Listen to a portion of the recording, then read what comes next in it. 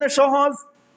এই রবিউল আউয়াল মাস আসছে, প্রথম সপ্তাহে আমি বলেছিলাম যারা পারেন দুরুদের খতম দিবেন, দুরুদ পড়বেন বেশি বেশি, শুকরিয়া দান। আলহামদুলিল্লাহ, আমার অনেক ভালো লাগছে। কেন জানেন? আপনারা না পড়েন, আপনাদের এই সমাজের, আমাদের এই সমাজের মা বোনরা ১,০০,০০০ বার করে একটা খতম, এইভাবে করে ৭টা দুরুদের খতম আমার কাছে এনে পৌঁছাইছে। সকলে পড়ুন আলহামদুলিল্লাহ। আপনি চিন্তা করেন তো তাদের মহাব্বতটা কোথায়। আবার এমনও শুনছি যে অনেকে পড়ছে, খতম পুরাপুরি শেষ করতে পারে নাই বিদায় বলে নাই। তারাও তো পড়লে কম পড়ে নাই। এখন আমরা বারবার যদি আপনার নাম রাসূলুল্লাহ সাল্লাল্লাহু আলাইহি সাল্লামের কান মুবারকে ফেরেশতাগণ বলতে থাকে, দয়া আমাদেরকে আল্লাহ পাক না করলে করবেন টাকাকে। শর্ত হচ্ছে আল্লাহ পাক বলছেন নেক সৎ পথে চলো এবং মানুষকে ভালোর দিকে আহ্বান করো, তোমার জন্য জান্নাত একেবারে সোজা। পড়েন সুবহানাল্লাহ। আমাদের জন্য জান্নাত সোজা, কিন্তু আমরা এটাকে বেঁকা বানাই। কিভাবে জানেন?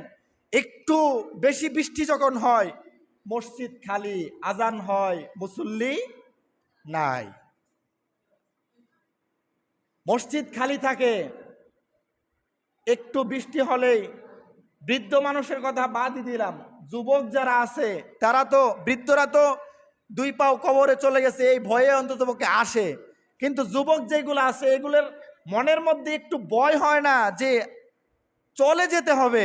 এইটা তো একেবারে সামান্য একটা, একেবারে ছোট একটা দুনিয়া, একটা সময়। এই সময়টা আল্লাহর পথে যদি আপনি না দেন, না ব্যয় করতে পারেন, এই পরীক্ষায় যদি আমরা, একেবারে সহজ করে দিয়েছেন কিন্তু ক্ষমা পাওয়া কত সহজ আমি আপনাকে বললাম। আপনি দুরূদ পড়েন, আল্লাহ আপনাকে রহমত করবে। যেই কোনো বিপদে পড়েন আপনি আল্লাহর কাছে চান, কিন্তু আমরা সেই দিকে হাঁটি না। একটু বেশি বৃষ্টি হলে, একটু বেশি আকাশটা খারাপ করলেই শেষ, এই মনে হচ্ছে বৃষ্টি আসবে, মসজিদে আমার যাওয়ার কোনো প্রয়োজন নাই।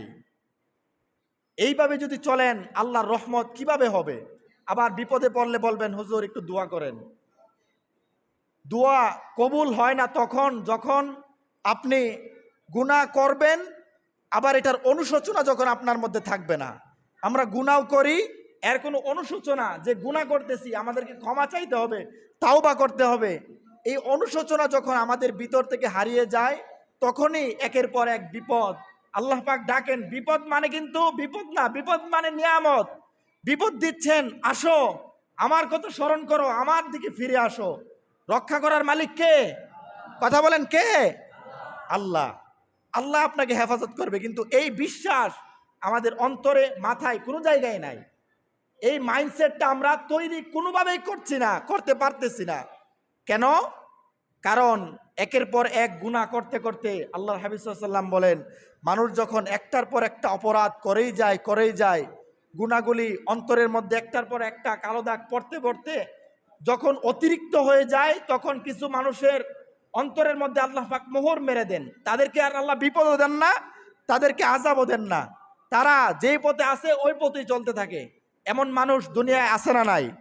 সব সময় তারা অপরাধ ছেড়ে, মদ্যপান বলেন, জুয়া বলেন, সবগুলির মধ্যে তারা চলতেছে, কিন্তু তাদের কোনো বিপদ নাই। আমরা বলতে পারি আমরা তো ঈমান আনলাম, আমাদের উপর বিপদ কেন? কারণ আপনাকে আল্লাহ পাক ভালোবাসে। আল্লাহ পাক আমাদেরকে সঠিক বুঝ দান করুক, সকলে পড়ুন আমিন। আমাদেরকে যেন আল্লাহ পাক হেদায়েত দে, সকলে আবারও পড়ুন আমিন। এবং বেশি বেশি সব সময় আল্লাহর হাবিব সাল্লাল্লাহু আলাইহি সাল্লামের উপর দুরূদ পড়ার যেন শক্তি, তৌফিক, মন মানসিকতা আমাদেরকে দান করে, সকলে পড়ুন আমিন।